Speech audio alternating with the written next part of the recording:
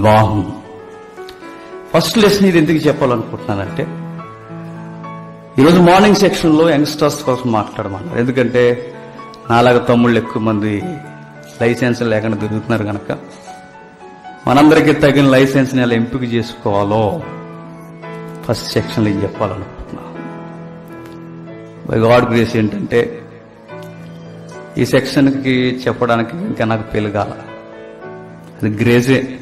ఎందుకంటే ఒకవేళ అయిపోయిన తర్వాత మా ఆవిడ సరైంది కాదనుకున్నా మాటలు వస్తాయా? రాలేదు.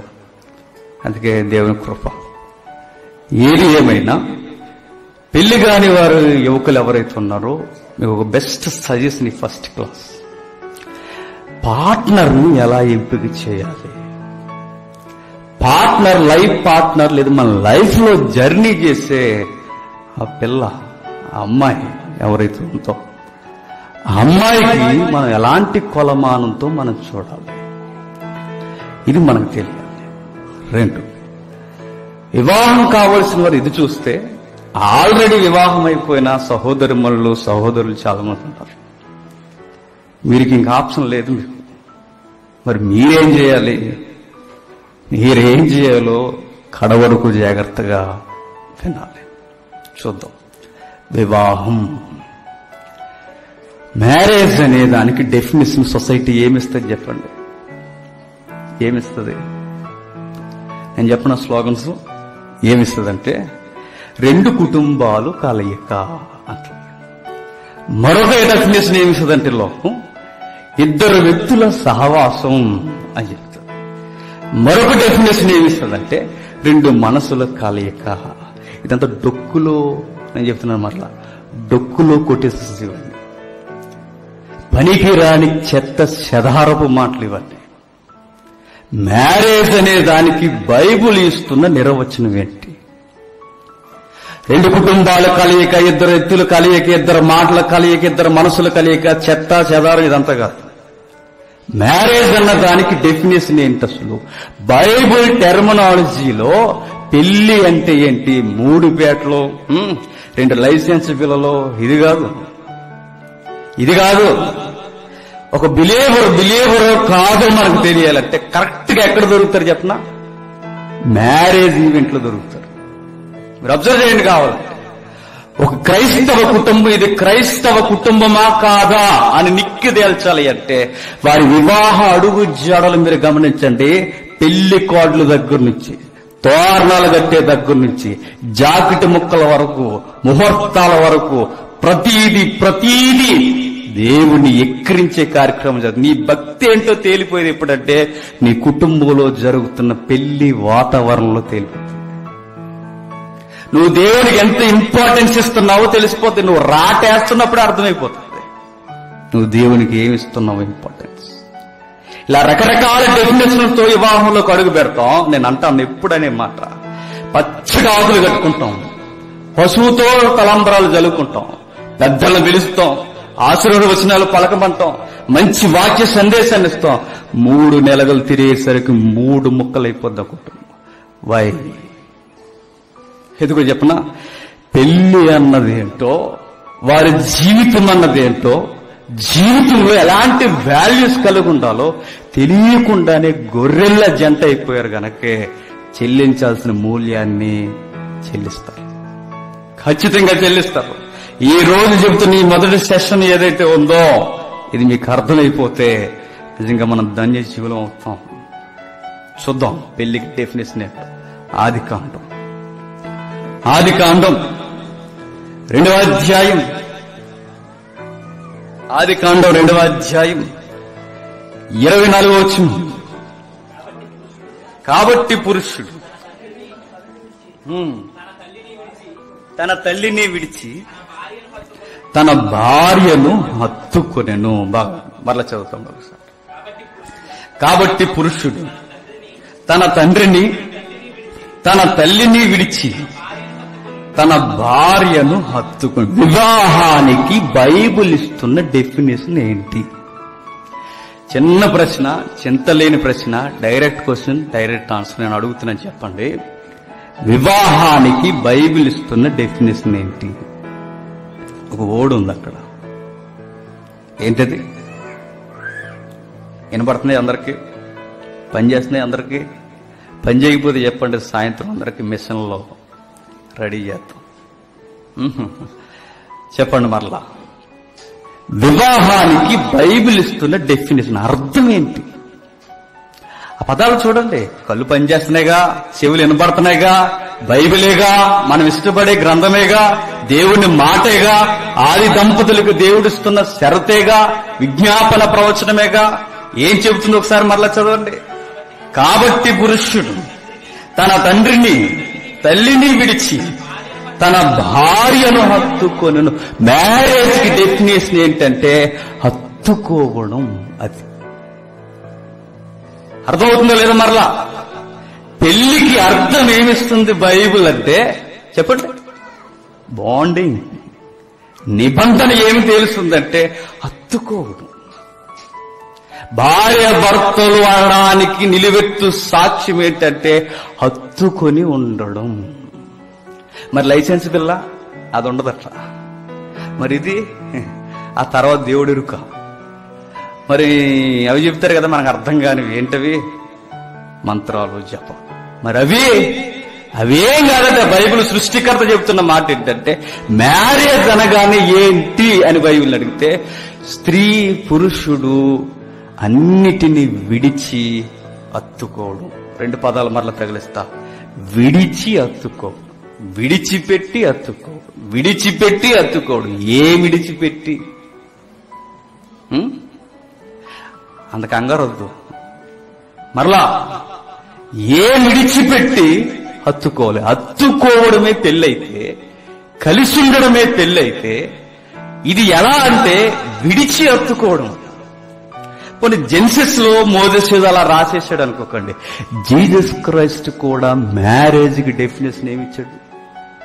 అదే ఇచ్చాడు. చూడండి ఒకసారి. మత్తయి సువార్త 19వ అధ్యాయం. బాగా వినాలి తమ్ముళ్ళు, పెళ్లి కావాల్సిన పెద్ద నీళ్ళు అందరూ బాగా వినాలి. మత్తయి సువార్త 19వ అధ్యాయం 4వ వచనం నుండి. ఆయన సృజించిన ఆది నుండి వారిని పురుషునిగాను స్త్రీనిగాను సృజించు.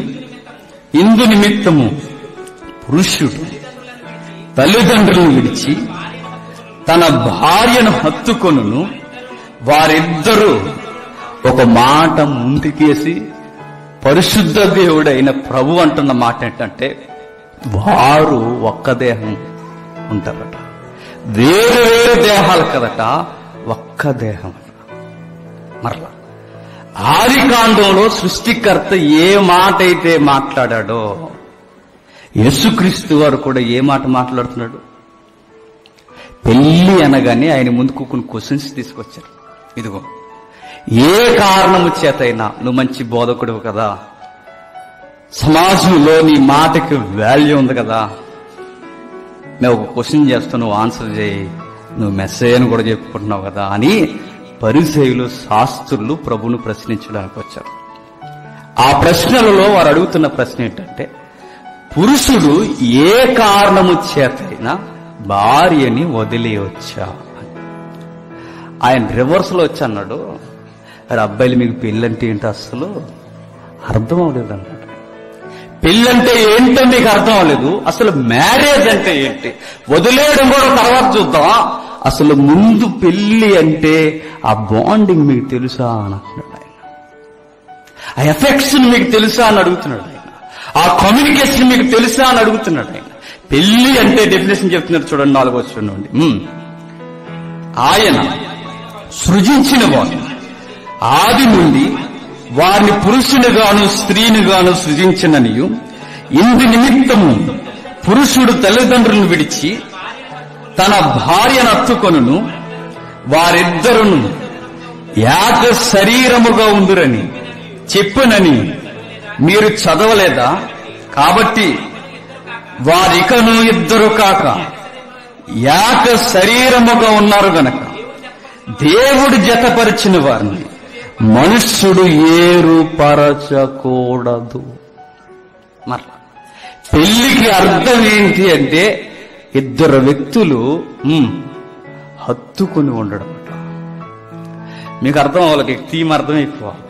అంటే ఎందుకు పెద్దవారు గాని, పితరులు గాని, బైబిల్ గాని, ఏ నాగరికతను మీరు తీసుకున్నా వివాహానికి ముందు ఎవరు కౌగిట్లోనికి వెళ్ళొద్దని ఎందుకు చెబుతారు?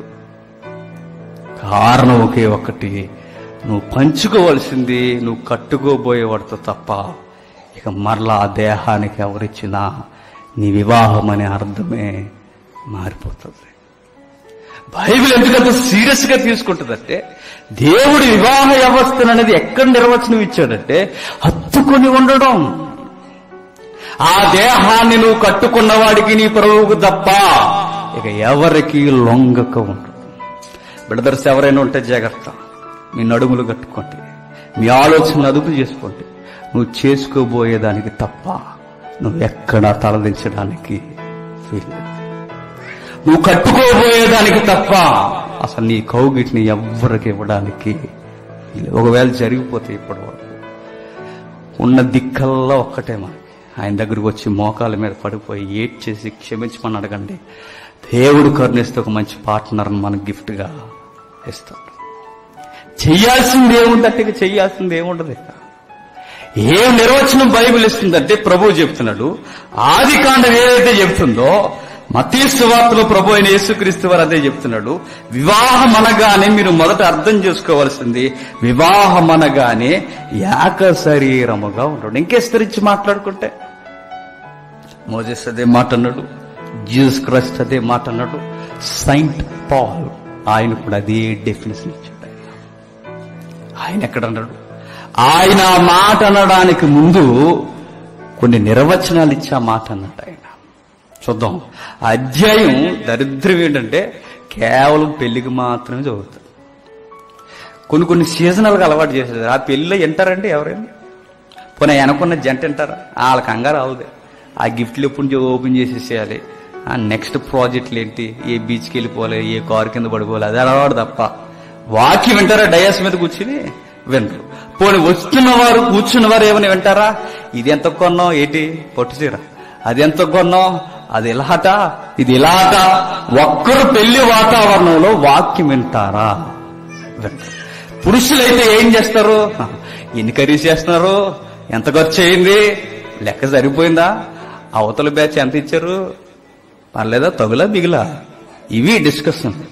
ఎవడైనా పెళ్లిలో వింటారా? కానీ బోధకునికి అర్థమైపోయి విన్నా వినకపోయినా నా ముడుకులు నాకు రావాలి కనుక అందరు కదలేదు, కొంత నా ముడుకులు నాకు రావాలి కనుక ఆయన ఏం చేస్తాడంటే ఈ అధ్యాయం అలా చదివి ముగించేస్తాడు. నిజంగా ఫ్యామిలీకి సరి అయిన డెఫినేషన్స్ కొన్ని అధ్యాయాలు ఉన్నాయి బైబిల్. అది కొలస్సీ పత్రిక కానీ ఎఫెసీ పత్రిక కానీ కొన్ని అధ్యాయాలు కేవలం ఫ్యామిలీస్ తో డైరెక్ట్ గా మాట్లాడుతుంటాయి.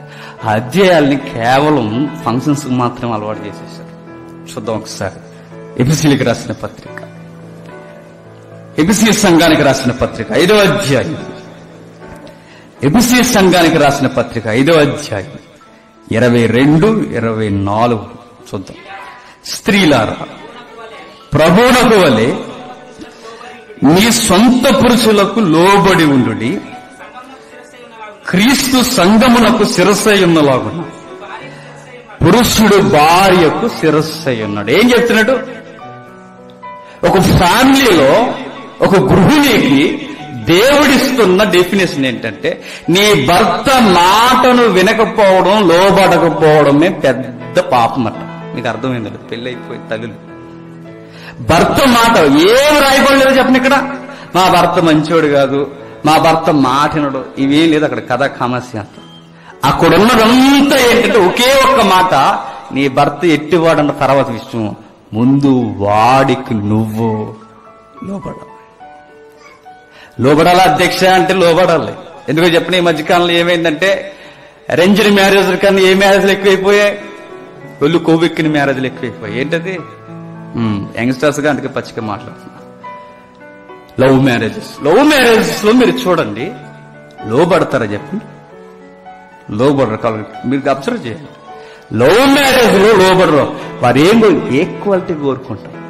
ఏం తక్కువ నేను తిరగమన్నానా అని అడుగుద్ది. అప్పుడు సరిపోద్ది మనకు కరెక్ట్గా.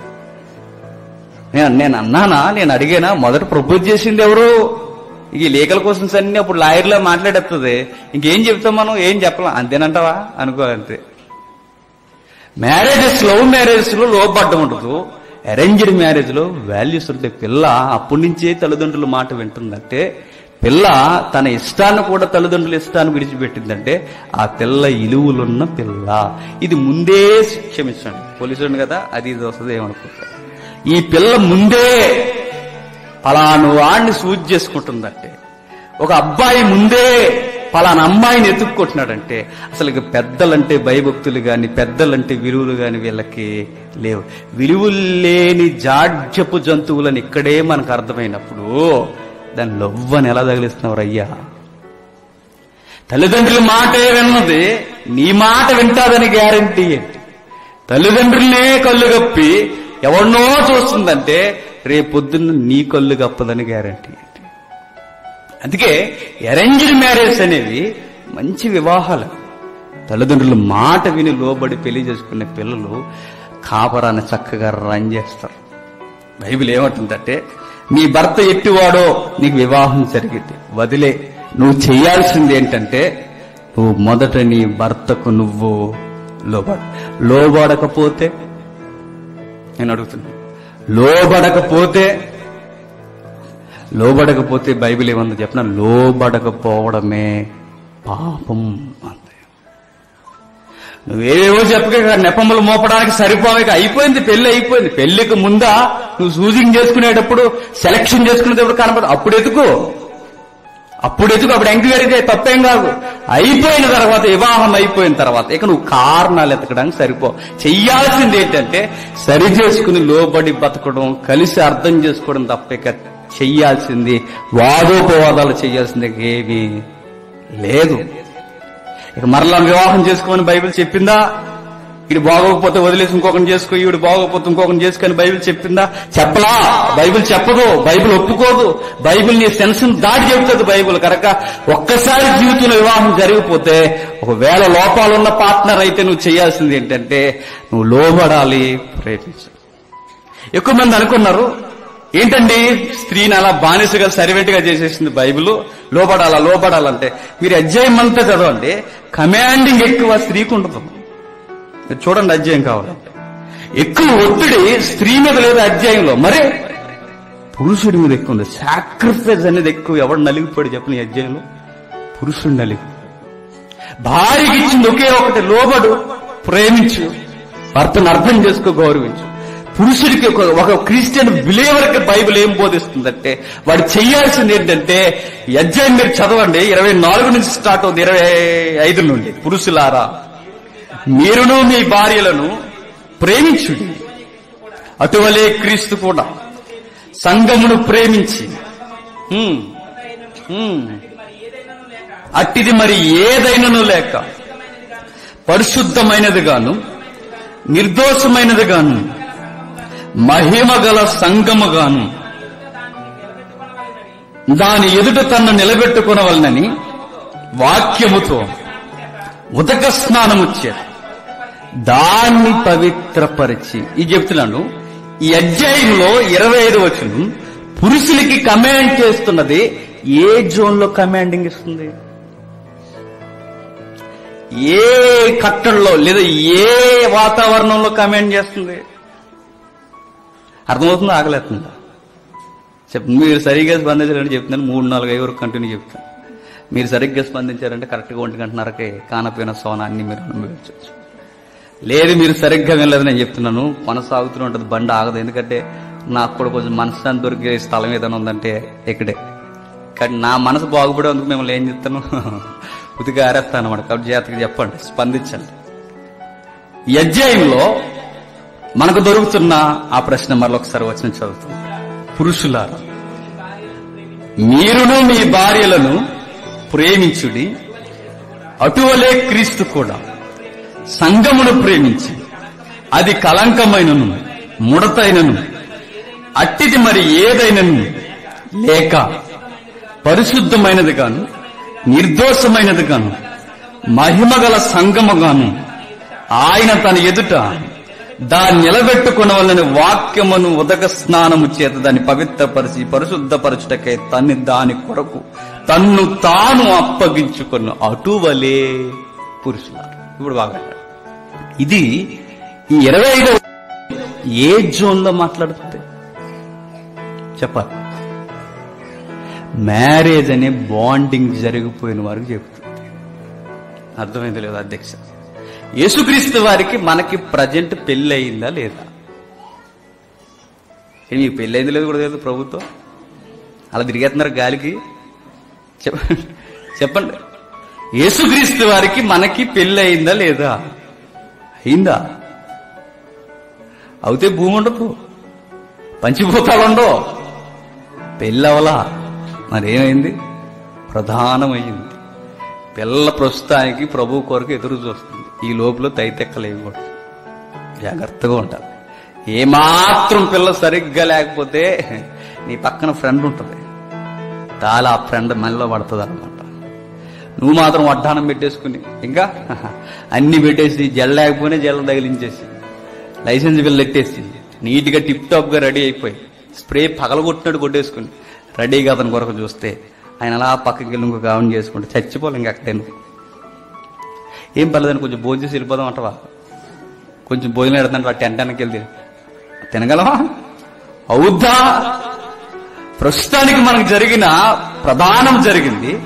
ఆ విషయాన్ని పక్కన పెడితే ప్రధానమైన పెళ్లి అయినా బైబిల్ ఒకే ఏక డెఫినేషన్ ఇస్తుంది, ఒకే అర్థాన్ని ఇస్తుంది. ఆ ఏక అర్థంలో మనకు నేర్పిస్తున్నది ఏంటంటే, మనకు మాటిస్తున్నది ఏంటంటే, నువ్వు భారీగా నిబంధన జరిగిపోయింది అంటే నిబంధన గెలుపులు కదా, అంటే నువ్వు ఇంకా ఎవరిని సెలక్షన్ చేయక మునుపు, మీకు ప్రధానం జరగక మునుపు, ఆ బయట మాట్లాడుతున్న మాట కదా, ఇది లోపల మాట్లాడుతున్న మాట.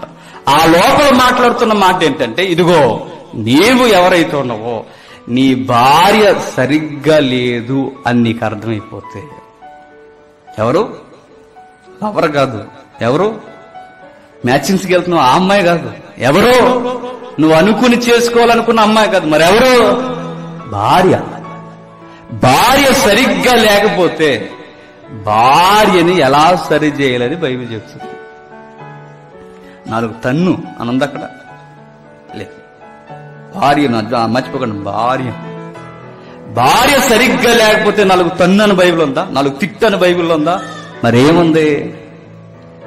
ఏముందంటే పరిశుద్ధపరచడానికట ఆయనే దిగిపోయాడట.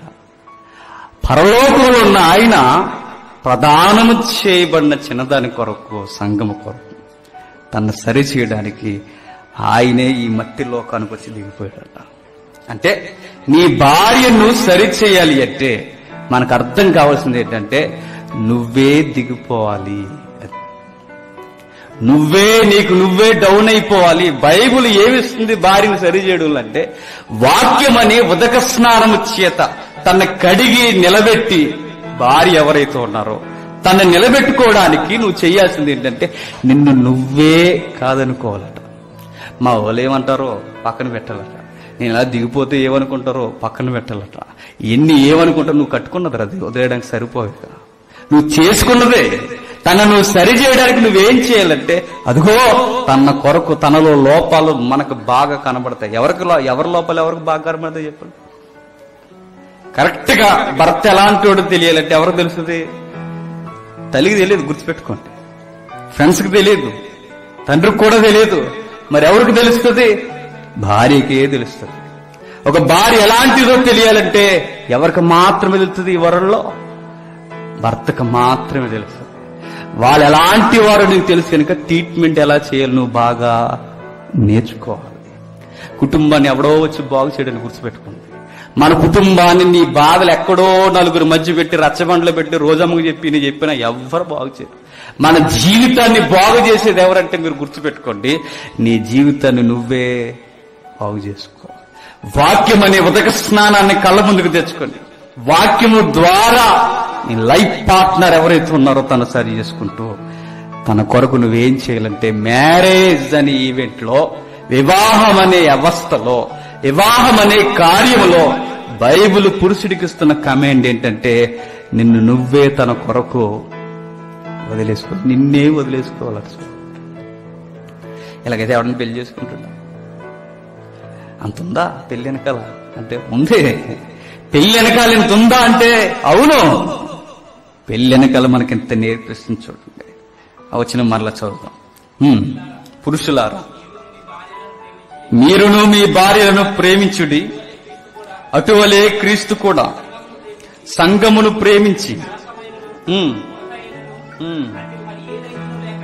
అట్టిది మరి ఏదైనను లేక పరిశుద్ధమైనది గాను నిర్దోషమైనది గాను మహిమగల సంఘము గాను ఆయన తన ఎదుట దాన్ని నిలబెట్టుకొనవలనని వాక్యముతో ఉదక స్నానము చేత దాన్ని పవిత్రపరచి పరిశుద్ధపరచుటకై దాని కొరకు తన్ను తాను అప్పగించుకొను. తనను తాను అప్పగించుకున్నాను. తన్నమని లేదు మరి, తన్ను తాను భార్య అయిపోయింది అనుకోండి, ఇంకా అమ్మాయిని కొట్టడానికి మనం సరిపో.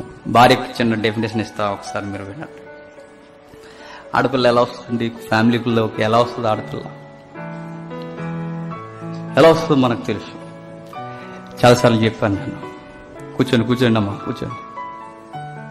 ఆకలిస్తుందా? ఫ్యామిలీలోకి ఆడపిల్ల ఎట్లా వస్తుందంటే గుండెల్లో పెట్టుకుని పెంచుకుంటాడండి ఒకడు. ఎవడతగాడి పేరు? తండ్రి. కౌగిట్లో కొంగుని దాచుకుని కూతుర్ని పెంచుకుంటుంది. ఎవరు ఆవిడ పేరు? తల్లి. కంటికి రెప్పలా ఇప్పటికప్పుడు తోబుట్లు కాపాడుకుంటారు బంధువులు. ఇది ఆడపిల్ల వాతావరణం. ఈ జోన్లో లేత మొక్కల పెరుగుద్దా పిల్ల. ఎప్పుడైతే పెళ్లి అనే కారణం చేత జరిగేది ఏంటంటే, పెళ్లి అనే వ్యవస్థలో వాళ్ళందరినీ వదిలి నేను నమ్ముకుని వెనక వచ్చేస్తుంది. తండ్రి అయినా, తల్లి అయినా, సహోదరుడైనా, ఎవరైనా, ఏమైనా ప్రతి పరిస్థితిలో ఏమి జరుగుద్దంటే మీరు చూడండి, వాటన్నిటినీ, ఆ బంధాలు, ఆ ప్రేమనన్నిటినీ ఎవరిలో చూసుకుంటుందండి? భర్తలో చూసుకుంటుంది. ఇప్పుడు తండ్రి అయినా నువ్వే, తల్లివైనా నువ్వే, సహోదరుడిగా ప్రేమించేవాడు నువ్వే, అన్ని నువ్వే అని సర్వం నువ్వే అనుకుని వస్తే మనం ఏం చేస్తామండి? ఏంటి కుక్క మాట్లాడుతున్నావు అని అడుగుతున్నాం. కుక్కలా కనిపించిందా? అన్ని వదిలేసుకుని సర్వం నువ్వే అని వస్తే ఆ పిల్లని, నీ భార్యని నువ్వు ఎలా చూడాలి చెప్పిన బైబిల్ అంటది, నీ భార్యను నిష్ఠూర పెట్టుకుని. ఏం చేయకూడదట? నిష్ఠూర పెట్టుకుని, కష్టపెట్టుకో. ఆ అమ్మాయికి ప్రపంచం ఏదన్నా ఉంది అంటే అది నువ్వే. భార్య అన్ని ఓలతో వస్తుంది. మరి తన కొరకు నేను చేసేది ఏంటి? ఇన్ని వదిలేసుకుని వచ్చింది కదా, ఇన్ని బంధాలు, తండ్రిని, తల్లిని, సహోదరుల్ని, బంధువుల్ని అందరినీ వదిలేసుకుని వచ్చింది. తన కొరకు నేను చేసేది ఏంటంటే, బైబిల్ ఇస్తున్న ఆన్సర్ అంటే నిన్ను నువ్వే తన కొరకు వదిలేసుకో. మ్యారేజ్కి ముందు నీకు ఎన్నో టేస్టులు ఉంటాయి, అర్ధరాత్రులు రావాలి ఇంటికని. మ్యారేజ్కి ముందు నీకు ఎన్నో టేస్టులు ఉంటాయి, ఒంటరిగా బండి మీద వెళ్ళిపోవాలని. మ్యారేజ్కి ముందు నీకు ఎన్నో డెఫినేషన్లు ఉంటాయి. మ్యారేజ్కి ముందు స్నేహితులతో తిరగాలని ఉంటుంది. మ్యారేజ్కి ముందు ఒంటరిగా ఎప్పుడొచ్చినా అడిగేవారు లేని స్వేచ్ఛ ఉంటుంది. కానీ చిన్న చిన్న విషయాలు కూడా మనం చేసుకున్న దాని కొరకు వదిలేసుకోవాలట. అదే పెళ్ళంటే. ఇలా ఉంటే ఒక క్రిస్టియన్ బిలీవర్, ఒక పురుషుడు ఇట్లా ఉంటే నేను చెప్తున్నానండి, ఆ పిల్ల పంట పండినట్టే. ఆ అమ్మాయి ఎవరైతే ఉందో నేను చెప్తున్నా, గుండెల మీద చేసుకుని ఇలాంటి యాటిట్యూడ్ ఏ పురుషుడికున్నా, ఏ క్రైస్తవ యువకుడికున్నా నీకు దేవుడు చాలా గొప్ప బహుమానం ఇచ్చేసాడమ్మా. చాలా గొప్ప బహుమానం ఇచ్చేసాడు. అది అందరికీ దక్కదది, అందరి తల్లికి దక్కదది. ఎవరో ఉంటారు గిఫ్ట్లు, ఆ బహుమానాలు ఎవరికో దక్కుతాయి. అలాంటి బహుమానాన్ని నువ్వు పొందుకోవాలంటే నువ్వు కొన్ని విషయాలు తెలుసుకోవాలి. తను కూడా కొన్ని విషయాల్లో తనను తాను వాక్యము చేత వదిలేసుకోవాలి. జరుగుతున్న సంగతి ఇక్కడ మనం అబ్జర్వ్ చేయాల్సింది ఏంటంటే, ఆ అమ్మాయి అంటున్నాను ఎక్కువగా, అమ్మాయి అనగానే మీరు వివాహానికి ఎలుపులు చూడకండి. భార్య వివాహం లోపల ఎంతకాలం ఆమె రెడీ అవుద్ది, ఎంతకాలానికి ఆమె నాకు భార్య అయిపోయిందిగా, ఎంతకాలానికి ఆమె ఒక మంచి మహిళగా తయారవుద్దంటే ఇక్కడ లేదు. ఎంతకాలం అన్నది నేను అంటాను, ఎంతకాలం భరించలేదు మారకపోతే అంటే అధ్యాయం అంటది అపోస్తలుడైన పౌలు గారు అంటాడు, 2000 సంవత్సరాల నుండి సంఘాన్ని ప్రభువు భరిస్తున్నాడు. అంటే సంఘం ఎక్కడైనా ఆయన చిత్తాన్ని నెరవేర్చదు చెప్పండి. ఎక్కడైనా సూపులు బాగోవు సంఘానికి, మాటలు బాగోవు సంఘానికి.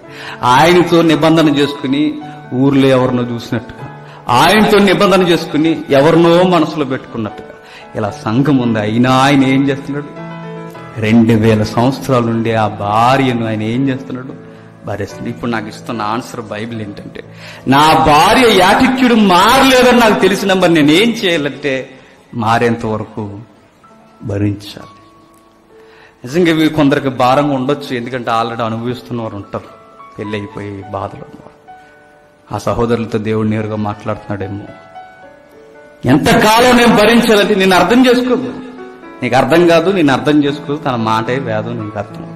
కానీ నువ్వేం చేయాలి చెప్పిన, తను ఒక లైన్ చేసేంత వరకు నువ్వు చెబుతూనే చెబుతూనే చెబుతూనే చెబుతూనే ఎంతగా చెప్పాలంటే నన్ను నేనే వద్దనెంచుకున్నంతగా చెప్పాలి. అది మీరు అనుకుంటారు ఇలా అయితే మరి లోకు అయిపోతాం కదా అని. అంటే ఎవడకు లోకు ఎప్పుడు అవుతాం చెప్పనా? ఫ్యామిలీ బాగాలేనప్పుడు కానీ లోకు అవుతాం. ఫ్యామిలీ బాగున్నప్పుడు గౌరవం పెరుగుద్దా? పౌరుషానికి మాత్రం మీసాలు తిప్పి వెనకున్నది సరైనది కాకపోతే అప్పుడు లోకు అవుతామని చెప్పండి. ఎప్పుడు లోకమవుతాం అంటే ఫ్యామిలీ సరిగ్గా లేకపోతే లోకపోతాం. నా ఫ్యామిలీని కట్టుకోవడానికి నేను దిగిపోతే తప్పేంటి? నా ఫ్యామిలీలో నా భార్యను సరి చేసుకోవడానికి నేను దిగిపోతే తప్పేంటి చెప్పండి? నా భార్య బైబిల్ అధ్యాయంలో ఏం చెప్తారు చూడండి. చాలా విచిత్రమైన మాటలు ఉపయోగించింది ఇక్కడ. 28వ వచనం 5వ అధ్యాయం. అటువలనే పురుషులు కూడా తమ సొంత శరీరం వలె తన భార్యను ప్రేమించేవాడు తన్ను ప్రేమించుకొనుచున్నాడు. శరీరమును ద్వేషించేవాడు ఎవ్వడును లేడు గాని ప్రతి వాడును దానిని పోషించి సంరక్షించుకొని మనము క్రీస్తు శరీరమునకు అవయవములై ఉన్నాము గనక అలాగే క్రీస్తు కూడా సంఘమును పోషించి సంరక్షిస్తున్నాడు. ఏమర్థమైంది అక్కడ? వివాహం అన్న దానిలో మరొక మెలుకు ఏంటంటే నాకట ఒక కొత్త అవయవం జాయింట్ అవుతుందట. అర్థమవుతుంది లేదా అధ్యక్ష? బ్రదర్స్ కి కొత్త అవయవం అంటే నా భార్య అనేది ఏంటంటే నా దేహంలో ఒక కొత్త అవయవం వస్తుంది.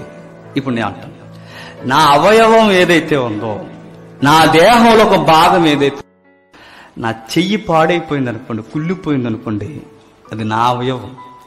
కుళ్ళిపోయిన తర్వాత నా అవయవాన్ని లోకమంతా అసహించుకుంటుంది, లోకమంతా చీకొడుతుంది. ఇది నా అవయవం కనుక నాకేమనిపించదు? చీకొట్టాలనిపించదు. నా భార్య అనే అవయవం కనుక నాకేమనిపించదు? ఎట్లయినా సరే దీన్ని వైద్యం చేసి బాగు చేయాలనుకుంటాం. భార్య అనగానే బైబిల్ ఏం చెప్తుందంటే అవి నీ దేహంలో ఒక భాగం, నీ శరీరంలో ఒక భాగం గనక నీ కాలు కుళ్ళిపోతే వదిలేస్తావు కాళ్ళని అక్కడ? వదిలేవు, అయిపోయింది పెళ్లి, ఇంక వదలడానికి ఇంక అవకాశం లేదు. ఇక నీ చెయ్యి బాగోపోతే ఆ చెయ్యి అక్కడ వదిలేస్తావా? వదిలే అవకాశం లేదు. ఇక నీ అవయవం బాగోకపోతే వదిలేస్తావా? వదిలే అవకాశం లేదు. ఇక నేను చెయ్యాల్సింది ఏంటంటే నా అవయవం గనక నాతో జాయింట్ అయి కనెక్ట్ అయి ఉంది కనుక ప్రభు ఎలా అయితే బాలేని అవయవాలను కూడా సరి చేస్తూ పోషిస్తున్నాడో నేను కూడా నా భార్య అనే అవయవాన్ని ఏం చేయాలట? సరి చేయాలట. ఎంత బాండింగ్ ఉందని ఈ సంఘం గురించి ఆయన చెబుతూ చెబుతూ అప్పుడు ఎత్తుతున్నాడు డెఫినేషన్. ఏమని? ఈ ఏతువు చేతమొప్పి ఒకటి, పురుషుడు తన తండ్రిని తల్లిని విడిచి తన భార్యను హత్తుకొనెను. మరలా అదే డెఫినేషన్ చూడండి. ఆది కాండం ఏదైతే డెఫినేషన్ ఇచ్చిందో, యేసుక్రీస్తు వారు ఏ అర్థాన్ని అయితే ఇస్తాడో, అపోస్తుడైన పౌలనే మేధావి కూడా ఏ అర్థాన్ని ఇస్తున్నాడు? భార్య భర్త అన్న దానికి అర్థం ఏంటంటే చెప్పండి, హత్తుకోవడం అని. భార్య భర్త అన్న దానికి అర్థం ఏంటంటే హత్తుకోవడం. వివాహం అన్న దానికి అర్థం ఏంటంటే హత్తుకొని ఉండడం. ఆ హత్తుకున్న దాన్ని విడదీస్తే బైబిల్ చెప్పింది ఏముంది? హత్తుకున్న దాన్ని విడదీస్తే ఏమవుద్ది? ఇక చావే.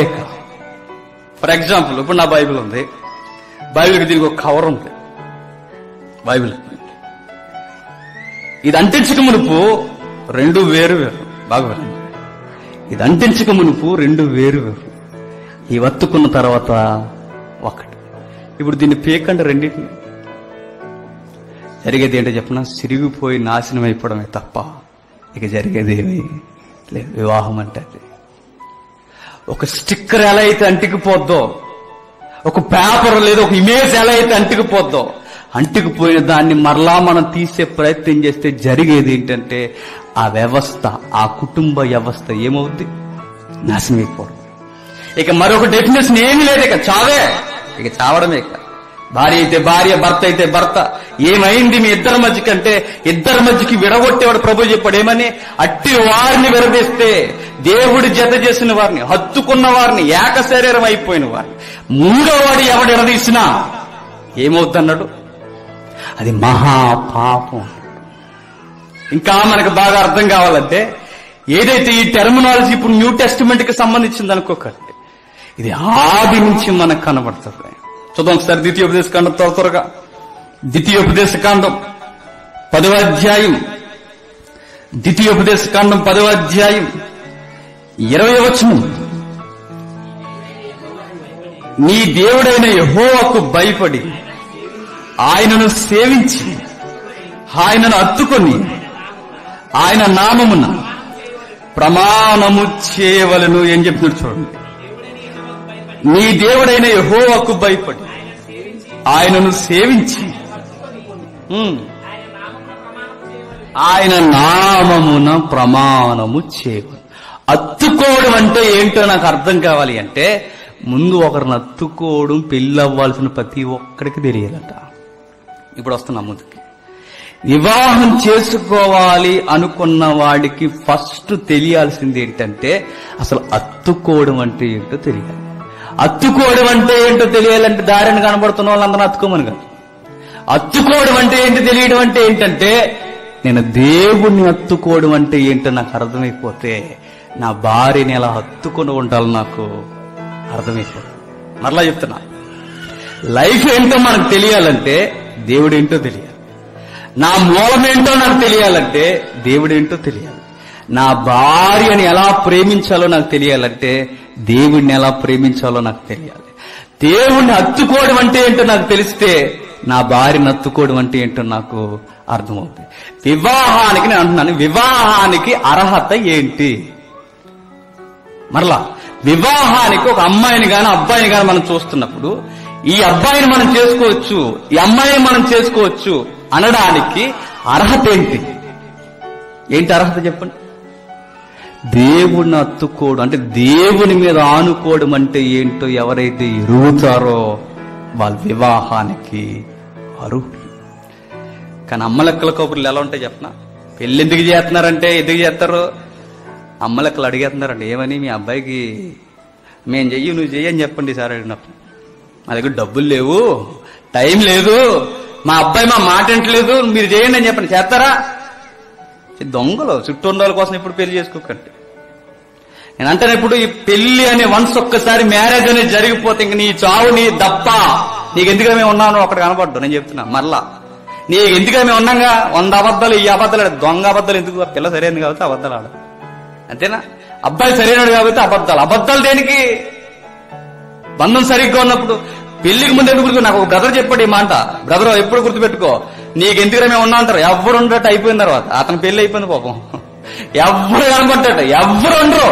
నీ చావు నీదే. అందుకే మ్యారేజ్ అనేది ఒక్కసారి నువ్వు నిర్ణయం తీసుకుంటే కరెక్ట్ డెఫినేషన్ తో, కరెక్ట్ ఆన్సర్ తో, కరెక్ట్ గా దేవుడి యొక్క దృక్కోణంలో నువ్వు పెళ్లి అన్న దాంట్లో అడుగు పెట్టాలి. వన్స్ ఒక్కసారి జరిగిపోయిందో ఇక ఏడుస్తూ పిడిగులు బిగించుకుని అడుగులు వేస్తూ వెళ్ళిపోవడమే తప్ప ఇక ఎన్నిదిరిగి చూసే అవకాశం బైబిల్ ఇవ్వలేదు. ఇక జరగదిక, బైబిల్ ఒప్పుకోదిక. నువ్వు 2వ మ్యారేజ్, 3వ మ్యారేజ్, 4వ మ్యారేజ్ అంటే బైబిల్లో ఎక్కడ లేదు. మీరు చేసుకున్నారా సస్తారా చెప్తుంది. జరిగే అవకాశం లేదు. బైబిల్ ఒప్పుకోదు. మీ సెన్స్ దాటి బైబిల్ చెప్తుంది, అస్సలు ఒప్పుకోదు. అందుకే చేసుకునే ముందు ఏదైనా ఉంటే 70 సార్లు చూడండి, ఎంక్వైరీ చేయండి, ఎలాంటి వాడో తెలుసుకోండి. ఏం ప్రాబ్లం లేదు. ఇలా ఎంక్వైరీ చేయాలని అనుమానిద్దాం, తప్పేం కదా. తర్వాత ఇరిగిపోయేది మనకి ఎవరికి? చూడండి మరలా ఎంక్వైరీ చేయండి. వాడు ఎలాంటి వాడు? వాడి తాగుడు అలవాటు ఉందా? సిగరెట్లు కాలుస్తాడా? వాడు ఎలాంటి వాడాడు? వాడికి అమ్మాయిలతో తిరిగి అలవాటు ఉందా? అది పోకిరి కదా, పోయే డబ్బులు ఖర్చు పెట్టుకుని ఆ పిల్ల దగ్గరికి ఈ పిల్ల దగ్గరికి ఐవీఎల్ మీద తిరిగే రకమేడు. వీడెవడో తెలుసుకోవాలండి. సాఫ్ట్వేర్ అండి ఇచ్చేసేవండి. ఇంకా యాక్టర్ అండి, కోటింగ్లు బాగా కొడతాడండి, ఇచ్చేసేవండి. ఇచ్చే ఆ తర్వాత ఏం జరుగుతుందో చూసి. కానీ బిల్డింగ్లు కడితే పడిపోయి ఇంజనీరింగ్ బిల్డింగ్లు పడిపోతే కాపురం అంతే. ఏమవుద్ది చూడండి. 4 మాటలు నేను అంటానండి. పిల్లల్ని బాగా పెంచుతామండి, 25 ఏళ్ళు చక్కగా పెంచుతాం. పిల్లలు దాని దగ్గరికి వచ్చేసరికి ఎందుకు గుడ్డుగా ఆలోచిస్తారు? జీవితాలు అవి సిరిగిపోతే ఇంక జరిగేది ఏమి లేదిక. వాడిని గుడ్డుగా నమ్మేసి వాడు ఏదో ఎరగనెత్తున్నాడు ఇచ్చేస్తావు, ఏం చేస్తాడు? ఏమి చేయడు. వాడు ఏదో వేస్తాడు చేతుల్లో పెట్టేస్తావు, ఏం చేస్తాడు? ఏమి చేయడు. ఆలోచించండి. బట్ట కొనేటప్పుడు 70 సార్లు ఆలోచిస్తాం, భోజనం చేసేటప్పుడు 70 సార్లు ఆలోచిస్తాం, ఏమన్నా పెట్టేటప్పుడు 70 సార్లు ఆలోచిస్తాం. పిల్లలు పెట్టేటప్పుడు పిల్లనే విషయంకి వచ్చేసరికి మీరు వెనక ముందు ఆలోచించకుండా ఆలోచించదు ఒకటే. ఇల్లుందా, ప్రత్యేకంగా గది ఉందా, లోపల ఏసీ ఉందా, ఇంకా టైల్స్ ఉన్నాయా, చెత్త ఉన్నాయా, చెదారం ఉన్నాయా, ఇవి ఆలోచించడమే తప్ప పిల్లను పోషించగలిగే క్యారెక్టర్ ఇడుకుందా? ఆ క్యారెక్టర్ ఆ పిల్లని ఎవరన్నా చేత కొంచెం నేను ఎత్తుకున్నా చెప్పండి. జరిగే విషయాన్ని మీరు చూడండి. పిల్లల్ని వీడు సరిగ్గా చూడగలడా? సరిగ్గా చూడగలడానికి డెఫినేషన్ ఏంటో చెప్పనా? దేవుణ్ణి హత్తుకోవడం అంటే ఏంటో తెలియదు. శుద్ధ మరొక మాట ఉంది, ఇదే తెలుసుకండి. పిల్లల్ని జాగ్రత్తగా ఉంచండి, పిల్లల్ని సైలెంట్గా ఉంచండి. 11వ అధ్యాయం, ఇదో ద్వితీయోపదేశకాండం 11వ అధ్యాయం 22వ వచనం.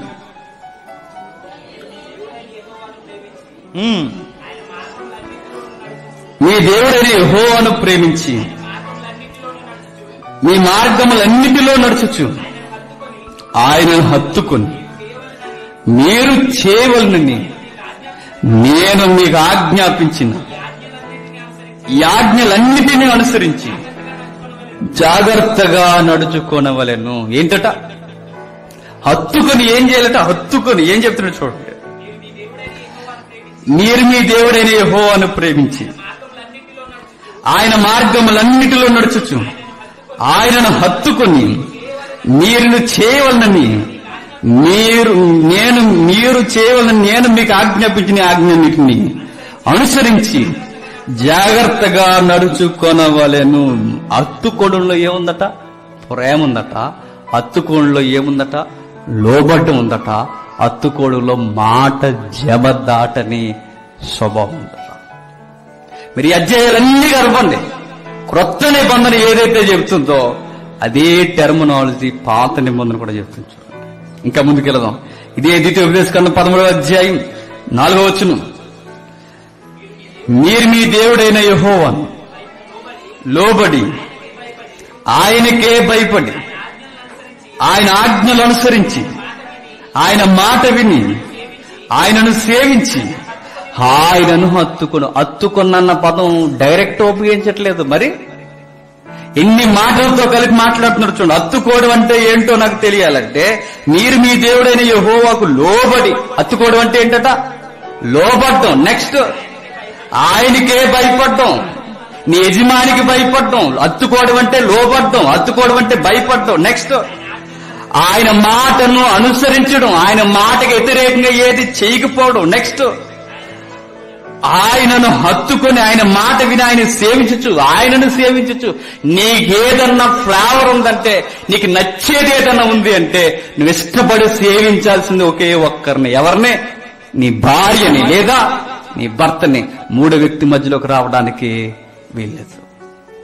హత్తుకోవడం వల్ల ఇంత అర్థం ఉందట.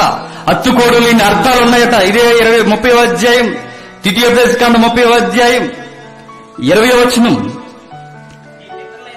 నీ పితరులైన అబ్రాహాము, ఇస్సాకు, యాకోబులకు ఆయన ప్రమాణం చేసిన దేశంలో మీరు నివసించినట్లు యెహోవాయే నీ ప్రయాణమునకు, నీ ప్రాణమునకును, నీ దీర్ఘాయుష్నకును మూలమై ఉన్నాడు. కాబట్టి నీవును నీ సంతానమును బ్రతుకుచు నీ ప్రాణమునకు మూలమైన నీ దేవుడైన యెహోవాను ప్రేమించి ఆయన వాక్యము విని ఆయనను హత్తుకొనున్నట్లు జీవమును కోరుకొనుడి. ఏంటట? నీకు ఒక లైఫ్ ఇచ్చి, నీకంటూ ఒక స్థానం ఇచ్చి, నీకంటూ ఒక కుటుంబాన్ని ఇచ్చి, నీకంటూ తల్లిదండ్రులు ఇచ్చి, నీకంటూ అన్ని ఇచ్చి, ఇన్నెందుకు ఇచ్చాడు, నేను ఎందుకింత బ్లెస్ చేశాడంటే ఆయనను హత్తుకొని ఉండాలట. ఇక్కడ ఇశ్రాయేలు మాత్రమే అంటే అక్కడ పెడితే ఒకసారి ఫ్యామిలీ దృక్కోణంలో మీరు చూడండి. దేవుడు మీకు ఇన్నిచ్చి ఏం కోరుతున్నాడంటే ఆయన హత్తుకోవడం అంటే ఏంటో మనం నేర్చుకోవాలంట. ఆయన హత్తుకోవడం అంటే ఏంటో మనం నేర్చుకుంటే మన పార్ట్నర్ని ఎలా హత్తుకోవాలో మనకి అర్థమవుతుందట. ఇవి ఎవడో చెప్పడు, ఏ కోర్టులో ఏ పోలీస్ స్టేషన్లో కూడా చెప్పరు. విడిపోతారా, లెటర్ రాయండి, ఆర్గ్యుమెంట్ జరవాలా, వాయిదా నెక్స్ట్ వీక్ వేసాం, వచ్చేయండి, వాదించుకోండి, విడిపోండి. కలాలనుకుంటున్నారా, లోకదళతకెళ్ళండి, మాట్లాడుకోండి, కట్టండి, పోండి. జరిగింది. బైబిల్ తెలిసిన వాడే కాపరాన్ని ఎలా కొనసాగించాలో వాడికి బాగా అర్థమవుతుందట. బైబిల్ తెలిసిన అమ్మాయికే దేవుని హత్తుకోవడం అంటే ఏంటో తెలిసిన అబ్బాయిలు ఎవరైతే ఉన్నారో వాళ్ళు కరెక్ట్ గా జీవితం డిజైన్ చేసుకోగలరు. ఈ అధ్యాయంలో ఒకసారి మీరు వెనక్కి వెళితే ఇదే 13వ అధ్యాయం, త్వరగా 13వ అధ్యాయం మొదటి వచ్చిన చూడండి ఒకసారి. ప్రవక్తయే గాని, కలలు గనేవాడే గాని, నీ ఎదుట చూసే క్రియలైన మహత్కార్యములైన చేసి నువ్వు ఎరుగని ఇతర దేవతలను అనుసరించి పూజింతము రమ్మని చెప్పిన మహత్కార్యములు సంభవించినను ఆ ప్రవక్త మాటలను, కలలుగానే వాని మాటలు మీరు వినకూడదు. ఏలయనగా మీరు మీ దేవుడైన యెహోవాను మీ పూర్ణ ఉదయముతో మీ పూర్ణాత్మతో ప్రేమించుచున్నారో లేదో తెలుసుకొనుటకై మీ దేవుడైన యెహోవాను మిమ్మును పరీక్షించుచున్నాడు. ఇప్పుడు మనం చదువుకున్న మాట వస్తుంది. మీరు మీ దేవుడైన యెహోవాకు లోబడి ఆయనకే భయపడి ఆయన ఆజ్ఞలు అనుసరించి ఆయన మాట విని ఆయనను సేవించి ఆయనను హత్తుకొని. ఈ మాట చెప్పడానికి ముందే ఏం చెప్తున్నాడు? కొంచెం అక్కడ అలా మీరు పక్కన పెడితే మీ ఇద్దరి మధ్యకి వండర్స్ చేసేవాడు వచ్చిందా? అర్థమవుతుందా? సూచక్రియలు అంటే ఏంటి? ఆశ్చర్యపోయేలా ఉంటాయంట. ఈ మధ్య మీ ఆవిడకి నచ్చట్లేదంటే వీడికి ఏదో ఆశ్చర్యంగా కనబడుతుంది అనమాట. అర్థమవుతుందా? వీడికి వీళ్ళ ఆవిడ నచ్చట్లేదు, ఎవరో నచ్చుతున్నాయంటే మధ్యలోకి ఎవడో వచ్చాడు. అర్థమవుతుంది కదా? మధ్యలో ఎవరో వచ్చారు, ఏదో జరుగుతుంది. మీ మధ్యకి ఎవరు వచ్చినా ఆశ్చర్యకార్యాలు, సూచక్రియలు, గిఫ్ట్లు, అవి ఇవి, చెత్త చెదారాలు, సపరేటింగ్ న్యూస్లు, ఇవన్నీ మీరు విని హవాక్కైపోయి ఈ బాండింగ్ కన్నా ఈ బాండింగే బాగుందని తిరిగితే దేవుడు అన్నాడట, అసలు మీరు ఎలాంటోరో తేలిపోవడానికి ఈ దానిలో జోన్లో మిమ్మల్ని రప్పించని అంటాడట. నువ్వు ఎలాంటి వాడివో, నువ్వు ఎలాంటి దానివో తేలిపోవాలంటే ఈ ఫ్లేవర్స్ దేవుడు అనుమతిస్తాడట. తెలిసిపోతాం మనం ఎలాంటి వారమో. నీకు ఏమాత్రం నిజాయితీ ఉందో కాపురాల మీద అక్కడే మనకు అర్థమైపోతుంది, అక్కడే తెలిసిపోతావు. నీ మధ్యలో ఒక పరాయి స్త్రీ వచ్చి నిన్ను ఆకర్షిస్తుందంటే నీ భార్య కన్నా ఎక్కువ నువ్వు ఎట్టివాడువో తెలుసుకోవడానికి ఆకాశం నుండి కళ్ళు పెద్దవ చేసి దేవుడు చూస్తాడట. వీడు అసలు స్పందన ఎలా ఉంటుంది, అసలు వీడు ఏం చేస్తాడు, వీడి వ్యవహారం ఎట్లా ఉంటుంది. మనం ఏమంటాం? మనకి రివర్స్ అర్థం వద్దు. మనకేంటి? దేవుడా ఇది ఎలాగా అర్థం చేసుకోవట్లేదని, ఎంత బహుమానం నా కొరకు పెంపావా, ఆయన పంప దెయ్యం, అది నీకు అర్థం అవట్లా. దెయ్యానికి చెల్లి, దెయ్యానికి పెద్దమ్మా, నీకు అర్థం అవట్లేదు. దేవుడు ఒక్కసారి వివాహం జరిగిపోయిన తర్వాత మూడో వ్యక్తికి ఆయన అవకాశం అనేది ఇవ్వడు, జరగదు. అసలు ఫస్ట్ లెసన్ ఒకటి చెప్పాలి. అసలు మ్యారేజ్ లో ఒక అబ్బాయిని గాని అమ్మాయిని గాని అసలు ఎలా సెలక్షన్ చేయాలి? సెలక్షన్ అనేది ఎక్కడ జరుగుద్దా, అక్కడ జరుగుద్దా, అది చెప్దాం అనుకున్నా. బై గాడ్ గ్రేస్ ఎప్పుడని చెప్పుకుంటాం. దేవుని కృప తోడుంటే, దేవుని కృప మన మీద ఉంటే ఎప్పుడైనా చెప్పుకునే ప్రయత్నం చేద్దాం. దేవుడు మాట్లాడుతున్నట్టు ప్రవక్త అంటే ఏ మనుషుడు ఇద్దరి మధ్యకి రావడానికి వీళ్ళది. వస్తే ఏమవుద్ది? హత్తుకోవడం అనేది ఏమవుద్ది? విరిగిపోతుంది. హత్తుకోవడం అనేది ఏమవుద్ది? చిరిగిపోతుంది. విరిగిపోయిన దాన్ని మరలా కలిపిన అతుకులు ఖచ్చితంగా కనబడతాయి. ఒక పాట ఉంటుందండి, ఆ పాట భలే ఉంటుంది. వీడియో సాంగ్ లేదు కానీ పాటలో నాకు ఆ పదం చాలా ఇంట్రెస్ట్. ఏంటా పదం అంటే, పగిలిన నా కుండను నా కుమ్మరి యొద్దకు తీసుకొచ్చాను, బాగు చేయమని నేను ఆయన కోరుతున్నాను. నిజంగా ఆ మాట ఎక్కడో టచ్ అవుతుంది. పగిలిపోయింది నా హృదయం, విరిగిపోయింది నా మనస్సు, నేను చేయాల్సింది ఒకే ఒకటి, నేను అతికించుకున్న అతుకులు ఖచ్చితంగా కనపడతాయి. నా సెలక్షన్ రాంగ్ అయిపోయింది, నా నిర్ణయాలు తప్పు అయిపోయాను. మీ భార్యను చూసి మీకు పెళ్లి అయిపోయిన తర్వాత మీరు బాధపడితే పగిలిపోయిన మన హృదయాన్ని ఎవరి చేతుల్లో పెట్టాలి? ఆయన చేతుల్లో పెట్టాలని చక్కగా మరలా డిజైన్ చేస్తాడు, చక్కగా ఆయన నడిపిస్తాడు. మనకి ద్వితీయోపదేశకాండం ఇవన్నీ మనకి ఏమి నేర్పిస్తున్నాయి అంటే, క్రొత్త నిబంధన రాకమునిపై మనకు నేర్పిస్తున్నమాట. క్రొత్త నిబంధన ఇంకా మన కళ్ళ ముందు చూడక మునిపై మనకు నేర్పిస్తున్నమాట. దేవుని హత్తుకున్న వానికట మిగిలిన వారిని ఎలా హత్తుకోవాలో అర్థమవుతుందట. మరొక మాట చూద్దాం. ఎబ్రీ పత్రిక త్వరగా ముగించుకుందాం. క్షమించండి, సామెతల గ్రంథం, దానికన్నా ముందు సామెతల గ్రంథం 24వ అధ్యాయం, సామెతల గ్రంథం 24వ అధ్యాయం 3-4 వచనాలు. జ్ఞానము వలన ఇల్లు కట్టబడును, వివేచన వలన అది స్థిరపరచబడును. తెలివిచ్చేత దాని గదులు సర్వ సంపదలతో నింపబడును. జ్ఞానము గలవాడు బలవంతుడుగా ఉండేది. ఏం చెబుతున్నాడు చూడండి, మరలా ఒకసారి చదువుతాం. జ్ఞానము వలన ఇల్లు కట్టబడును, వివేచన వలన అది స్థిరపరచబడును. ఇల్లు కట్టడం సంబరం కాదట, మరి దాన్ని స్థిరపరచుకోవడం తెలియాలట. ఏదైతే ఒకవేళ ఇది పోలికగా మీరు తీసుకుంటే, కాపరాన్ని తెచ్చుకోవడమే పెద్ద సంబరం కాదు, కాపరాన్ని స్థిరపరచుకోవడం కూడా తెలియాలి. జ్ఞానం వలన ఇల్లు కట్టుకుంటాం, వివేచన వలన ఏం చేస్తాం? స్థిరపరచుకుంటాం. ఈ రెండు ఉండాలట.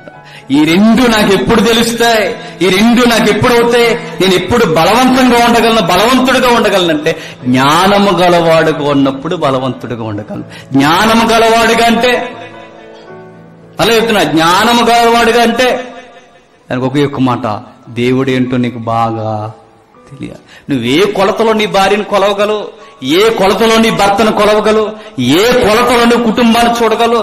కారణం ఒకే ఒకటే, నీకు దేవుడు ఎంత బాగా అర్థమైతే నేను ఆనుకున్న వారిని అంత బాగా నువ్వు అర్థం చేసుకోగలవు. ఒకడు ఈదిలోకి వచ్చి ఊరకే గొడవ పడుతున్నాడు అనుకోండి, ఎప్పుడు అని చూసి ఏడు అనుకోకండి, డైరెక్ట్గా చెప్పే మాట ఏంటి చెప్పనా? ఒక నడి వీధిలోకి వచ్చి అన్ని మర్చిపోయి మాట్లాడుతుంటే కారణం ఒకే ఒకటే, వాడి ఫ్యామిలీలో వాడికి మనశ్శాంతి లేదు, అది అర్థం. వాడు పెరుగుతున్న వాతావరణం బాగలేదు. ఒకడు ఎడ్డగోలుగా మాట్లాడుతున్నాడంటే వాడి కుటుంబంలో వాడికి సరైన వాతావరణం దొరకట్లేదు. అంచనా వేయొచ్చు. ఇవన్నీ సైకలాజికల్ గా మనం ఆలోచిస్తే మనకు అర్థమైతే, ఎందుకు ఊరకే ఎలా మాట్లాడుతుంది ఈమె అంటే ఆమె అలా పెరిగింది. ఎందుకు ఇతగాడు ఎలా చేశాడంటే ఆ కుటుంబం అలా పెంచింది. ఎందుకు ఎలా జరుగుతున్నాయి, అలా పెరిగరు. వాళ్ళు చేసే పనులను బట్టి వాళ్ళు ఎట్టువారో చెప్పొచ్చు. బైబిల్ ఒక మాట ఉంది, ఏంటి? పండును బట్టి చెట్టెట్టుదో చెప్పొచ్చట, చేసే పనులను బట్టి మనుషులు ఎట్టువారో చెప్పొచ్చట. కత్తి ఇంకంతకు మించి మనం ఎదుర్కోవాల్సిన అర్థాలు ఏమీ లేవు. వాళ్ళు చేసే పనులు బట్టి వారు ఎట్టువారో మనకి అర్థమైపోతుంది. ఇవన్నీ మనం చూడాలట. ఎప్పుడైతే ఇవన్నీ మనం చూడడం మొదలు పెట్టామో లైఫ్ అనేది అలా ఎదుర్కోవాలో మనకు అర్థమవుతుంది. చూద్దాం మరొక మాట చివరిగా ఏప్రిల్కి రాసిన పత్రిక 13వ అధ్యాయం, ఏప్రిల్కి రాసిన పత్రిక 13వ అధ్యాయం 4వ వచనం నుండి, వివాహం అన్ని విషయముల్లో ఘనమైనదిగాను పాన్పు నిష్కల్మషమైనదిగాను ఉండవలెను. వేశ్యసాంగులకును వ్యభిచారులకును దేవుడు తీర్పు తీర్చును. ఏం చెప్తున్నాడు? వివాహానికి మరల డెఫినేషన్ ఏం చెప్తున్నాడు ఎబ్రీ గ్రంథకర్త? ఆది కాండం ఏదైతే చెప్పిందో, యేసుక్రీస్తు ఏదైతే చెప్పాడో, అపోస్తుడైన పౌలు ఏదైతే చెప్పాడో, ఈయన కూడా అదే చెప్తున్నాడు. చూడండి, వివాహం అంతా బాగానండి, అన్ని విషయముల్లో ఘనమైనదిగా ఉండాలి కదా. నేను అంటాను, ఉండేలా చూసుకోవాలి. ఘనమైనదిగా ఉండడం అంటే 5 గర్రీలు వేయడం కాదు. ఘనమైనదిగా ఉండడం అంటే బాబుకి పాపకి బాగా కాస్ట్లీ వస్తువులు తగిలించడం కాదు. ఘనమైనదిగా ఉండడం అంటే అన్ని విషయముల్లో ఎవరు మాత్రమే కనబడాలి? దేవుడు. ఈ మాట మీకు బాగా అర్థం అవ్వాలంటే ఒకసారి ఆయన కొద్దాం. కొలస్సీలకు రాసిన పత్రిక, ఆ మాట నల్లన వచ్చింది. కొలస్సీలకు రాసిన పత్రిక 3వ అధ్యాయం ముగించుకుందాం. 3వ అధ్యాయం 17వ వచనం. కొలస్సీలకు రాసిన పత్రిక 3వ అధ్యాయం 17వ వచనం. మరియు మాట చేత గాని క్రియ చేత గాని మీరు ఏమి చేసినను ప్రభువైన యేసు ద్వారా తండ్రి అయిన దేవునికి కృతజ్ఞతాస్తుతులు చెల్లించుచు సమస్తము ఆయన పేరుట చేయడి. ఏటట పదం ఎండింగ్ వర్డ్ ఏంటి? ముగింపు ఏం పలుకుతున్నాడు ఆ వచనంలో? సమస్తము ఆయన పేరట చేయడు. సమస్తము ఆయన పేరట. వివాహం అన్ని విషయంలో ఘనమైందంటే సమస్తము ఆయన పేరు మీదే జరగాలి.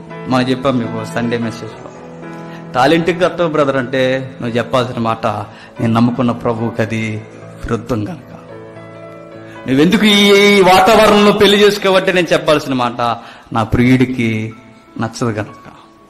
సమస్తము ఆయన పేరిట చేయాలి. సమస్తము మాట చేత గాని క్రియ చేత గాని వస్తువైనా వ్యక్తి అయినా ఏదైనా నీ కుటుంబంలో ఏది జరిగినా నీ ఫ్యామిలీలో ఏది జరుగుతున్నా నువ్వు చేయాల్సింది ఆయన పేరిట.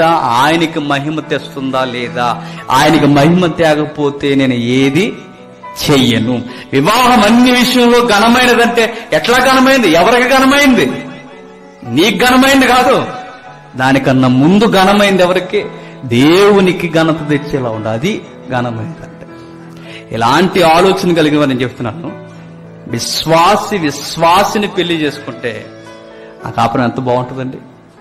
గాడిదకి గుర్రానికి పెళ్లి చేస్తే ఎలా ఉంటుంది?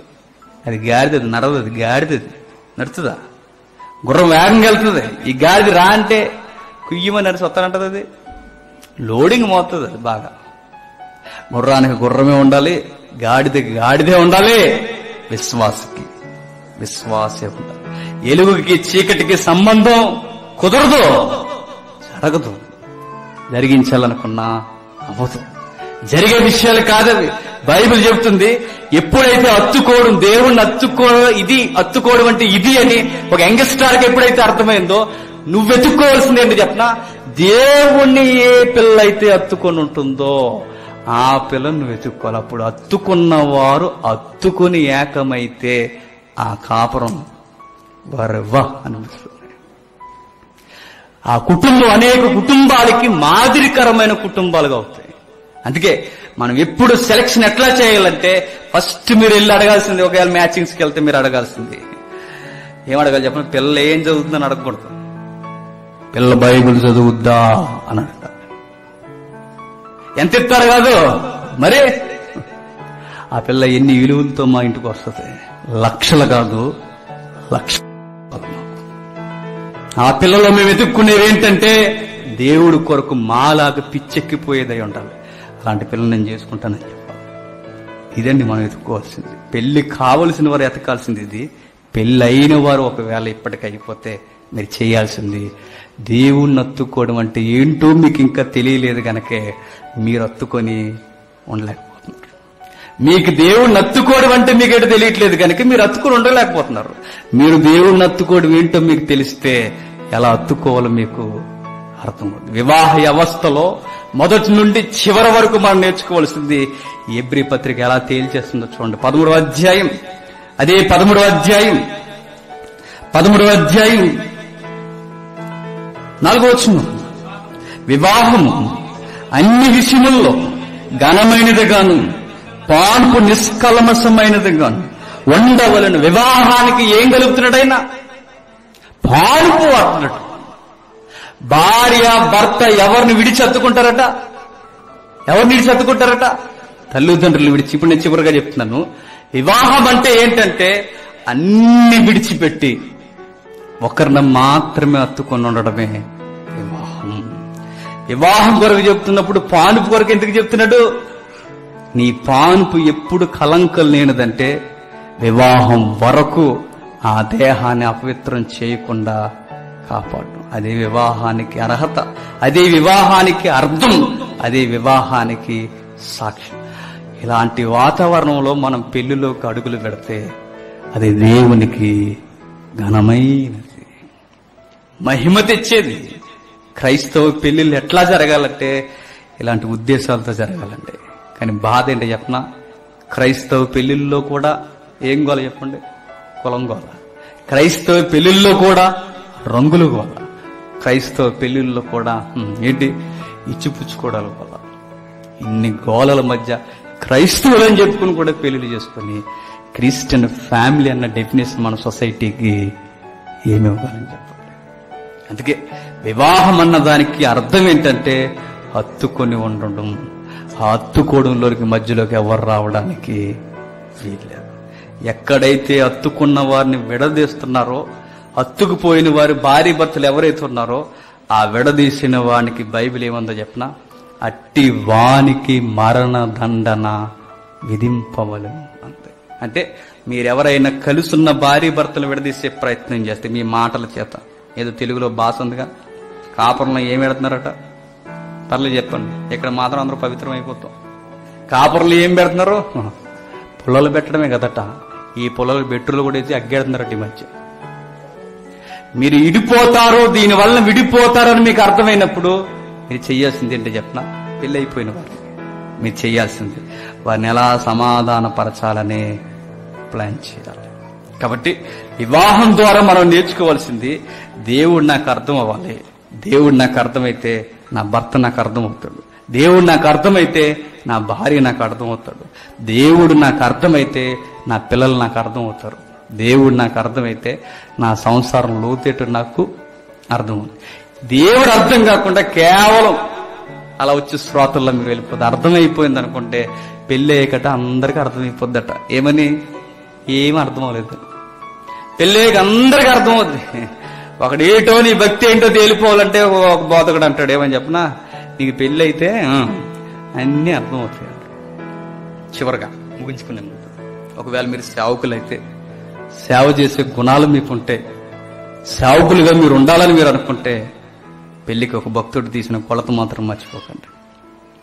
ఆయన పేరు నాకు సరిగ్గా గుర్తులేదు, చాలాసార్లు చెప్పాను నేను. ఆయన వస్త్రాన్ని, ఈ వస్త్రం ఏం వేసుకుంటాడు చెప్పిన, వరల్డ్ మ్యాప్ ఏదైతే ఉందో, వరల్డ్ మ్యాప్, ఆ మ్యాప్ను ఆయన చొక్కాయిగా వేసుకుంటాడు. ఆయన మంచి మిషనరీ అండి. ఆయన విజన్ ఏంటంటే ప్రపంచాన్ని ఎట్లా అయినా సరే యేసుక్రీస్తు వైపు మళ్లించే ప్రయత్నాలలో నా ప్రయత్నం కూడా మెండుగా ఉండాలని ప్రపంచ పటాన్నే చొక్కాయిగా వేసుకుంటాడు. ఈ మిషనరీకి ఒక రోజు పెళ్లి చూపులు వచ్చాయి. పెళ్లి చూపులు జరిగితే పిల్లని ఎలా సెలక్షన్ చేశాడు తెలుసా, ఆయన పార్కు రమ్మన్నాడు. ఎక్కడికి? పార్క్. అందరూ అనుకున్నారు, అయ్యో చూసారా ఇవాంజలిస్ట్ అనుకున్నాం కానీ ఆ మాత్రం ఈయనకు కూడా ఉన్నాయన్నమాట. అర్థం అవడం తక్కువ, మనకి అపార్థాలు ఎక్కువ. పార్కు రమ్మని వెంటనే పార్క్ వెళ్ళిన తర్వాత ఎవరిని రావద్దన్నాడు, ఆ పాపను ఒక్కరిని రమ్మన్నాడు. బెంచ్ మీద కూర్చున్నాడు. వచ్చాడు ఆయన, వస్తావా, సరే. వివాహం అనే దానికి ముందు ఆయన తీసుకుంటే నిర్ణయం ఏంటంటే, బెంచ్ మీద కూర్చున్నాడు, పిల్ల వచ్చింది. వచ్చిన తర్వాత ఆయన అడిగాడు, నువ్వు పెళ్లి చేసుకుంటావా అని అడిగాడు ఆయన. అవును సార్, మిమ్మల్ని పెళ్లి చేసుకుంటా, మీరు మంచి సేవకులు, నన్ను పెళ్లి చేసుకోవాలంటే నువ్వు ఒక పని చేయాలి, నేను సేవకులు అంటున్నావుగా అని అడిగాడు. ఏం చేయాలి సార్ అని అడిగాడు. ఆ డస్ట్బిన్ లో తినేసి పడేసిన బిర్యానీ పొట్లం ఉంటుంది, ఆ పొట్లం తెచ్చుకున్న పెంచి మీద నా పక్కన కూర్చొని తిను అన్నాడు. ఆ పిల్లకి ఏం అర్థం అవట్లా. సేవకుడు అనుకుంటే ఎంగిలోకి తెమ్మంటున్నాడు అనుకుంది. వెళ్ళింది, బిర్యానీ పొట్లం తెచ్చింది, కూర్చున్నాడు. ఆవిడ కూర్చుంది, తిను మరి ఆలస్యం దేనికి అన్నాడు. తింటుంది, మొత్తం తినేసింది. ఎవరో ఎంగిలు పడేసిన ఆ బిర్యానీ పొట్లం. తిన్న తర్వాత అన్నాడు, ఎందుకు తినమన్నాను అడగలేదు కదా నువ్వు, ఈ పాయింట్లో నాకు నచ్చావు అన్నాడు. మరొక మాట, నేను ఎందుకు తినమన్నానంటే, నేను సేవకుడిని, ఏ రోజు ఎక్కడుంటానో తెలియదు. ఒకరోజు తినొచ్చు, తినకపోవచ్చు, ఉండొచ్చు, ఉండకపోవచ్చు. నన్ను పెళ్లి చేసుకుంటే నువ్వు ఎక్కడైనా అడ్జస్ట్ అయ్యే స్వభావం నీకుందో లేదో నాకు తెలియాలనే ఈ మిగిలిపోయిన ఎంగిలి అన్నం తినమన్నాను, నన్ను క్షమిస్తావా అని అడిగాడు. అప్పుడు అర్థమైపోయింది ఆయన అంటే ఏంటో ఆ అమ్మాయికి. ఆ రోజు ఆ నిబంధనలు వాళ్ళిద్దరు పెళ్లి చేసుకున్నారు. వాళ్ళిద్దరు మిషనరీలు ఈరోజు ప్రపంచానికి గొప్ప సేవ చేస్తున్నారు. ఇప్పుడు వాళ్ళ వయసు సుమారుగా 60 దగ్గరకు ఉంది. ఇంకా బతికే ఉన్నాడు. ఇలాంటి కొలతలతో మన వివాహంలోనికి అడుగులేయాలి. ఈ పిల్లని ఎందుకు చేసుకున్నావరా అని అడిగితే ఏం చెప్తాం మనం? నా కళ్ళుతో చూడు బ్రదర్ అని చెప్తాం. ఆ తర్వాత కళ్ళుకి బాగా అర్థమవుద్ది, నేను సరిగ్గా చూడలేదు, బోతద్దాలు వేసుకున్నాను. ఈయన ఎందుకు చేసుకున్నావమ్మా అని అడిగితే బాబులో ఉన్నాడట. ఏ బాబు? నా ఈ బాబు తెలుసు మీకు, అందుకు చేసుకున్నానండి. ఆడు బాబు కాదాడు, దొంగ కాబట్టి చూడు, తర్వాత తెలుస్తుంది. ఇలాంటి కొలతలతో మనం చేసుకుంటాం. నువ్వెందుకు చేసుకున్నారయ్యా ఈ అబ్బాయిని ఎందుకు చేసుకున్నావంటే ఎంప్లాయ్, ఈ అమ్మాయిని ఎందుకు చేసుకున్నావంటే ఎంప్లాయ్, ఇతన్ని ఎందుకు చేసుకున్నావు స్టేటస్, ఇతన్ని ఎందుకు చేసుకున్నావు స్థితిగతులు. ఇలా చేసుకుంటాం. అందుకే అన్నీ ఉంటాయి కానీ బెడ్రూమ్ లో కూడా ఉండదు ఏంటి చెప్పిన మనశ్శాంతి ఉండదట. మనశ్శాంతి లేక అందరూ చేస్తున్నది ఏంటి చెప్పిన శాంతి ఇందులో ఎత్తుక్కుంటున్నారు.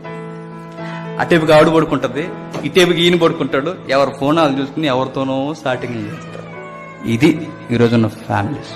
కాబట్టి ఫ్యామిలీలు బాగుండాలంటే మనం చేయాల్సింది ప్రభు ఏంటో నాకు బాగా అర్థం. వాళ్ళకి చివరగా ముగించమని, ప్రభు ఏంటో నాకు అర్థమవుతే నా చూపు మారుతుంది. ప్రభు ఏంటో నాకు అర్థమైతే నేను డబ్బు ఖర్చుపెట్టే విధానం మారుతుంది. ప్రభు ఏంటో నాకు అర్థమైతే నా నడతలు మారుతాయి. ప్రభు ఏంటో నాకు అర్థమైతే నా ప్రవర్తనే మారిపోతే, అర్థమైన ప్రభువుని అర్థం చేసుకున్న స్థితిలో నేనుంటే నా జీవితంలోకి ఎవరినొచ్చినా అర్థం చేసుకుంటాం. అందుకే నాకు బాగా అర్థం కావాల్సింది ప్రభు ప్రభు ప్రభు. ఆ ప్రభు అర్థమైనప్పుడే నాతో ఉన్న వాళ్ళు కూడా సమాధానం కలిగి జీవించగలరు. కాబట్టి గాడ్ బ్లెస్ యూ. విన్న మాటలు ఇవి చిన్నవి కాదు, జీవితాంతం గుర్తుపెట్టుకోండి. పెళ్లి కావలసిన వారు ఈ కొలతలు మర్చిపోకండి, పెళ్లి అయిన వారు ఈ కొలతను మాత్రం మర్చిపోకండి. జీవితాలు బాగుండాలి అంటే ఇద్దరి మధ్య దేవుడు ఖచ్చితంగా బాండింగ్ అయి ఉండాల్సిందే. మధ్యాహ్నం కలుసుకుందాం, ప్రార్థన చేసుకుందాం. తలలో ఉంచండి. పరలోకమందున మా తండ్రి దేవా, నిజమే తండ్రి, కుటుంబాన్ని ఎలా కట్టుకోవాలో తండ్రి మీ వాక్యములు ఎంత స్పష్టంగా ఉన్నా కేవలం ఆచారాలకి, సాంప్రదాయాలకి, పెద్దల మాటలకి, లోకం యొక్క కట్టుబాట్లకే వివాహాలు చేసుకుంటున్నామే తప్ప తండ్రి, మిమ్మల్ని అర్థం చేసుకుని మేము జీవితంలోకి అడుగులు వేయాలని తండ్రి తెలియక, గుర్తించక మా జీవితాన్ని అతలాకుతలం చేసుకుంటున్నాం తండ్రి. మమ్మల్ని ప్రేమించి మా జీవితంలోకి తండ్రి ఒకవేళ మేము తప్పుడు నిర్ణయాలు తీసుకుంటే ఎలాంటి బాధలకి తండ్రి మేము జారిపోక మమ్మల్ని కాపాడండి, మమ్మల్ని నడిపించండి తండ్రి. మా జీవితాన్ని మీరే కట్టండి, మా జీవితాన్ని మీరే నిలబెట్టండి. ఉండెళ్ళిపోయి ఈ చిన్న జీవితంలో తండ్రి ఎటువంటి అలజడులకి మేము గురికాక తండ్రి, ప్రతి దానికి సమాధానం పొందుకోండి. మీ కొరకు ఉన్నతంగా జీవించడానికి మాకు సహాయం అనుగ్రహించండి తండ్రి. ఇప్పటికీ వివాహ వ్యవస్థలో ఎవరైతే అడుగులు పెట్టి తండ్రి భార్య భర్తలుగా కొనసాగుతున్నారో వారికి మరింత వాక్యపు తీవ్రతని, మీ చిత్తాన్ని ఎరిగే స్వభావాన్ని తండ్రి ఆ దంపతులకు పుట్టించండి, నేర్పించండి. ఒకరిని ఒకరు ఎలా సరి చేసుకోవాలో, అర్థం చేసుకోవాలో, మిమ్మల్ని అర్థం చేసుకుని మీ దృక్కోణంలో వారు చూడడానికి వారికి మరింత ఆత్మ నడిపింపును అనుగ్రహించండి. వచ్చిన పిల్లల తండ్రి, యవన పిల్లలు ఎవరైతే ఉన్నారో ఏ పరిస్థితుల్లోనూ తండ్రి వివాహ వ్యవస్థ తండ్రి వారు సొంత నిర్ణయాలు తీసుకొనక మీ నడిపింపు మీద ఆధారపడి తండ్రి మీరు ఎలా నడిపిస్తే అలా నడవడానికి ప్రతి యవనస్తుడు మీకు తలదించడానికి తండ్రి లోబడి నడిపిస్తారని కోరుతూ, లోబడే స్వభావాన్ని వారికి అనుగ్రహిస్తారని అర్థిస్తూ, మళ్ళీ మధ్యాహ్న సెషన్లో కూడా తండ్రి ఉన్నతమైన మాటలు మాట్లాడుకోవడానికి అనుకూలమైన సమయమును, జ్ఞానమును మాకు అనుగ్రహించండి. తిరిగి భోజనానికి వెళ్ళుచుండగా తండ్రి ఎటువంటి ఇబ్బందులు కలగకుండా చక్కటి ఆహారాన్ని మేము తీసుకుని ఆత్మీయ ఆహారాన్ని కూడా పొందుకోవడానికి తండ్రి మీరే సమస్త కార్యము జరిగిస్తారని కోరుకుంటూ క్రీస్తున్నామని సమర్పిస్తున్నాము తండ్రి. ఆమేన్. సెలవు.